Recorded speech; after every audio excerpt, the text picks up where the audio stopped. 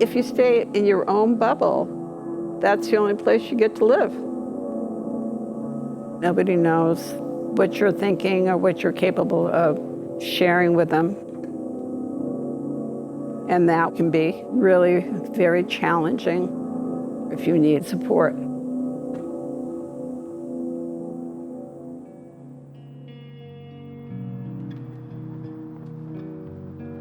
There's a whole bunch of different ways to define community. Community is basically the people in which you engage with. The Currier creates these situations that foster communities by taking people who should be in a community together and using art as a lure to bring them in. I'm Owen Lowry. I'm the artist in residence at the Currier right now. I think the place where art and recovery overlap is that idea of process. It's not about the art, it's not about the talking, it's about the community that we've fostered and the community that we're trying to grow. Because if you look in Manchester, there's a lot of hurting people. Art of Hope is friends, family, loved ones of people who are either going through addiction, going through recovery, or who have died from overdose and addiction. It's a place where you can go and you can be, and you're not alone. And I think that's a big thing. You're not alone. My name is Sharon. I attend the Art of Hope meetings that they have here on Mondays. I think I was in the very first class that they had. I went down to the corner of the gallery and there was a picture of a shipwreck. I told people, I said, that's our lives. That's what's happened to us. I had a lot of tragedy that happened in my family in 2016. You're trying to save everything, you're trying to rebuild. And the chaos that goes along with that. A lot of people don't think about going to a museum. Some people are more open than others. Some people need to have an entryway. And so that was mine. Sometimes people really need a support group where it's purely about discussing their experience. The nice thing about this particular program is that it's not just that. You know, you're making something. I come from an artsy family. I already knew that that was sort of the part of my life that I have been keeping dormant. My name is Lise, and I am a retired oncology nurse, former director of the Selinsky Cancer Center. Anybody can get cancer.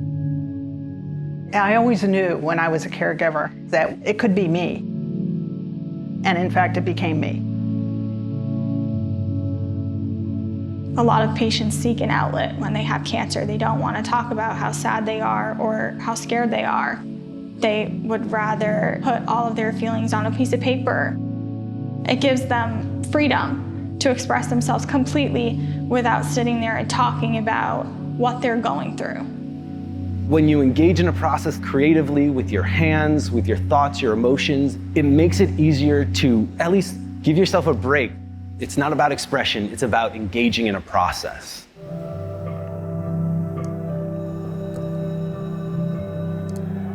The Currier has been a huge benefit to us over at Central. For our students, maybe it's a place they want to start taking classes, or maybe they're going to find something that inspires them. And that's why we want to bring our students over. Let them see and let them experience what's out here. My name is Josh Borge. I'm an art teacher over at Manchester Central High School, and I've been there for the last 25 years.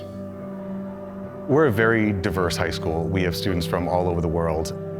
The art classroom gives students that opportunity where they can explore their own emotions, their own feelings, their own thoughts. We're all overloaded from time to time, and you need a break in order to learn how to cope with those things, and I think art can do that. My name is Johanna, and I'm a student at Central High School. This is my self-portrait. Sometimes I feel like I'm weak, sometimes I feel like I'm powerful. If I didn't have the portrait, I feel like my classmates, they wouldn't be able to see that side of me. Painting, it just feels like I'm focused on the painting and just the painting only. When I'm doing pottery, the wheel kind of does the same thing to me.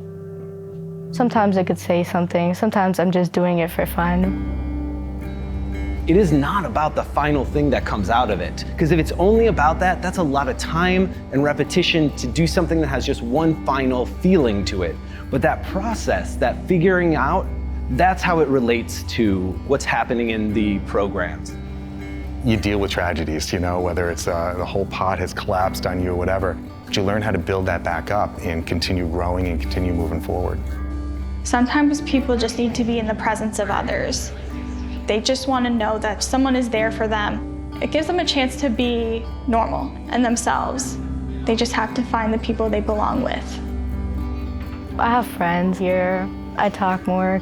I feel more calm, more outgoing. If it hadn't been for the Art of Hope, I don't think I'd be utilizing the Currier Museum as the valuable resource that it is to this community. These programs, I think that they open up the world for people.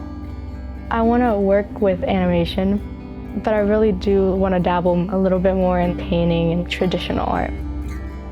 It's so liberating just to be like, I have no control over anything. It feels like such chaos. Smashing a heart, whatever it is, it's just such a stark reminder that at the end of the day, just doing my best. You have people that remember you and remember your story that you've had to, unfortunately, write. You also feel a sense of empowerment because you're able to share what you've learned with other people to be able to help out. And that's what's happening in those classes, is that people are realizing, I can do this. Ready? Push. You never know where you're going to pick up a bit of wisdom, skills, knowledge, and sometimes on rare occasions, a friend.